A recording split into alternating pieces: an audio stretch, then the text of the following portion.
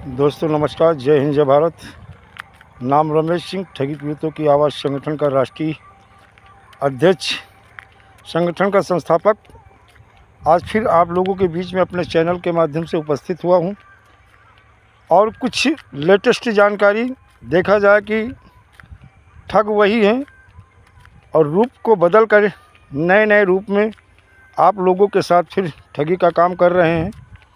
ऐसे लोगों से आप लोगों को सावधान भी रहना है। लेकिन आप लोगों से एक रिक्वेस्ट करनी है, एक अनुरोध कि जिन लोगों ने अभी तक हमारे चैनल को सब्सक्राइब ना किया हो, चैनल को सब्सक्राइब कर दें और लाइक कमेंट और ज़्यादा से ज़्यादा वीडियो को शेयर करें और वीडियो को अंत तक देखें।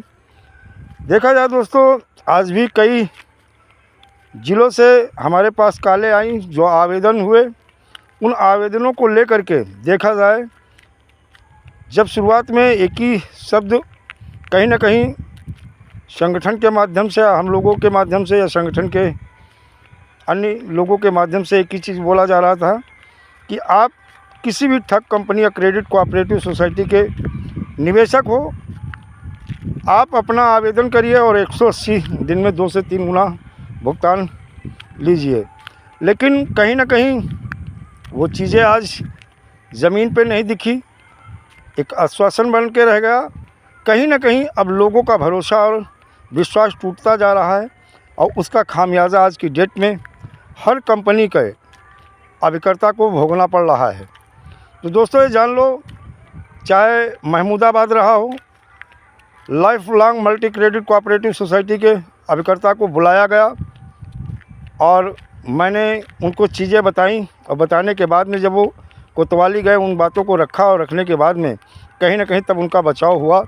क्योंकि मैंने बता दिया कि जब सरकार ने केंद्रीय कानून या राज्य के कानून के तहत आवेदन लिए, आवेदन लेने के बाद में पोर्टल लॉन्च किया, पोर्टल पे भी आवेदन हो रहे हैं। जब जिम्मेदारी राज्य और केंद्र सरकार ने ले ली है तो किसी भी कंपनी के अभिकर्ता स्वयं एक पीड़ित है, उसके ऊपर किसी प्रकार का अपराध का मुकदमा पंजीकृत न किया जाए।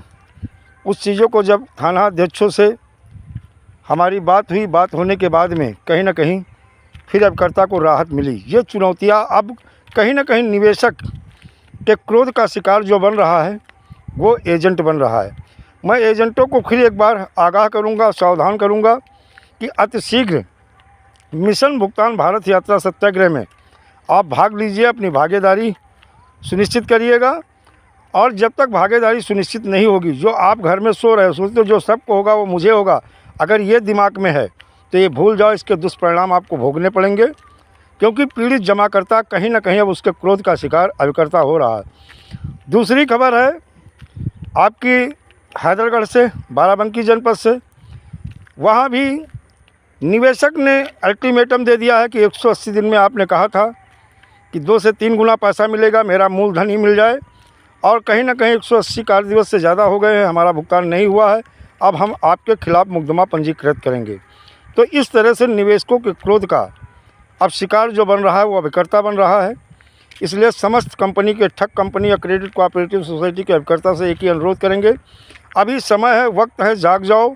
और जागने के बाद में मिशन भुगतान भारत यात्रा सत्याग्रह का हिस्सा बनो और हिस्सा बनने के साथ साथ जन जागरण, जन चेतना अभियान के माध्यम से एकजुट होकर के हमारा जो 1 दिसंबर से पद यात्रा शुरू होगी मिशन भुगतान को लेकर के, उसमें सम्मिलित हो। और सरकार के ऊपर, चाहे वो राज्य की सरकार हो या केंद्र की सरकार हो, इनके ऊपर प्रेशर डाला जाएगा और प्रेशर के माध्यम से आप लोगों का भुगतान, चाहे वो राज्य का कानून हो या केंद्र का हो या chit fund and money circulation act हो या अन्य कोई क्रांतिकारी कानून हो, जिसके तहत हर कंपनी के पीड़ित जमाकर्ताओं का भुगतान भी सुनिश्चित कराया जाएगा। तो दोस्तों ये 2 खबर थी अभिकर्ताओं को लेकर के। और एक खबर और है, मध्य प्रदेश हाई कोर्ट ने एक आदेश साईं प्रकाश प्रॉपर्टी डेवलपमेंट लिमिटेड को लेकर के एक आदेश दे दिया है कि जो इनकी रीवा की ज़मीन है, जिसकी कुर्की हो गई थी, फ्रीज कर दी गई थी, उसको सेल आउट करके भुगतान के लिए कलेक्टर रीवा को आदेश दे दिया है। और ये भी एक शुभ संकेत है। जिस केस में लोग बोलते हैं ना, जिन धाराओं की आज बात करते हैं, जिन PID एक्ट की आज बात करते हैं, WP 145/17 में देखा जाए सन 2017 में एक आदेश हुआ था और मेरे केस में, जिसमें वित्तीय अधिष्ठान जमाकर्ता हित संरक्षण अधिनियम 2000 सम्मिलित किया गया था, उसी के तहत ये कुर्की हुई है और उसी के तहत शायद सेल आउट का भी रास्ता साफ हो रहा है। तो ये हम विधि सम्मत तरीके से 16-17 से लड़ रहे थे और जिस एक्ट धारा की बात की जा रही वो सन 2017 में मेरी ऑर्डर कॉपी में है, देख सकते हो। और कहीं ना कहीं ये एक अच्छी खबर है।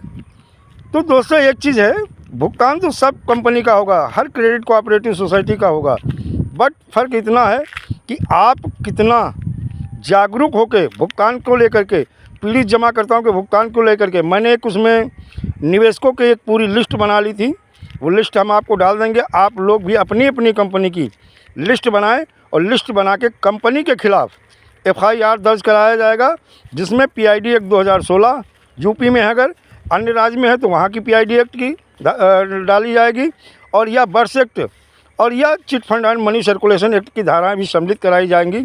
और हर कंपनी के खिलाफ अब हमारे संगठन के माध्यम से मुकदमा पंजीकृत कराया जाएगा और हर अभिकर्ता की ये जिम्मेदारी ड्यूटी बनती है कि अपने निवेशकों की एक लिस्ट बनाए, उसमें नाम के साथ एड्रेस, कहाँ का रहने वाला है और किस स्कीम, कौन सी स्कीम में उसने पैसा डाला, RD है या फिक्स डिपॉजिट है, MIS है या अन्य कोई स्कीम है, कितना जमा धन और जमा धन के साथ कितना भुगतान के लिए कंपनी ने आपको आश्वासन दिया था या कमेंटमेंट किया था या बॉन्ड पे लिख के दिया था वो, और टोटल यानी जमा धन का टोटल और भुगतान का टोटल लिख करके एक लिस्ट बना लो।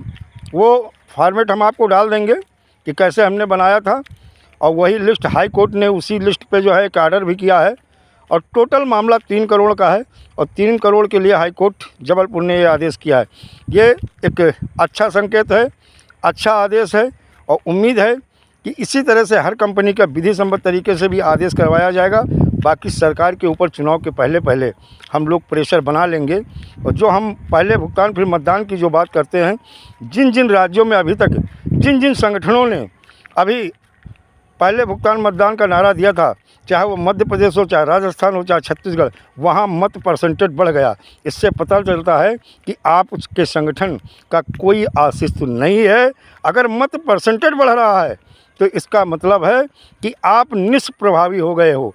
यहाँ पे आत्ममंथन की ज़रूरत है। कहते असफलता एक चुनौती है, स्वीकार करो, कहाँ कमी रह गई देखो और सुधार करो। जब तक सफल न हो तुम, नींद चैन की त्यागो तुम, संघर्षों का मैदान छोड़ मत भागो तुम, बिना कुछ किए जय जयकार नहीं होती, कोशिश करने वालों की हार नहीं होती। दोस्तों जय हिंद, जय भारत, वंदे मातरम।